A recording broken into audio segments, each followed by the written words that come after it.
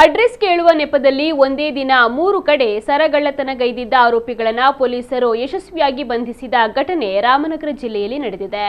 39 ವರ್ಷದ ಪ್ರಭು, 37 ವರ್ಷದ ವಸಂತಿ ಮತ್ತು 32 ವರ್ಷದ ಜ್ಯೋತಿ ಬಂಧಿತ ಆರೋಪಿಗಳು ಮಾರ್ಚ್ 3ರಂದು ಮೂವರು ಕಾರಿನಲ್ಲಿ ಬಂದು ವಿಳಾಸವನ್ನ ಕೇಳುತ್ತಾ ಚೈನ್ ಕದ್ದು ಎಸ್ಕೇಪ್ ಆಗಿದ್ರು.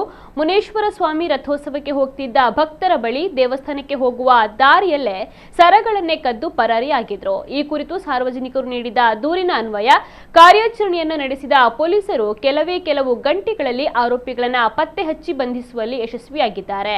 ಬಂಧಿತರಿದ್ದ 112 ಗ್ರಾಂ ತೂಕದ 3 ಚಿನ್ನದ ಸರ, ಕೃತ್ಯಕ್ಕೆ ಬಳಸಿದ್ದ ಒಂದು ಕಾರನ್ನ ಪೊಲೀಸರು ವಶಕ್ಕೆ ಪಡೆದುಕೊಂಡಿದ್ದಾರೆ. ಈ ಗ್ಯಾಂಗ್ ಒಟ್ಟು 7 ಕಳ್ಳತನ ಪ್ರಕರಣಗಳಲ್ಲಿ ಭಾಗಿಯಾಗಿತ್ತು ಎಂದು ತಿಳಿದು ಬಂದಿದೆ. ಸದ್ಯ ಆರೋಪಿಗಳನ್ನು ನ್ಯಾಯಾಂಗ ಬಂಧನಕ್ಕೆ ಒಪ್ಪಿಸಲಾಗಿದೆ.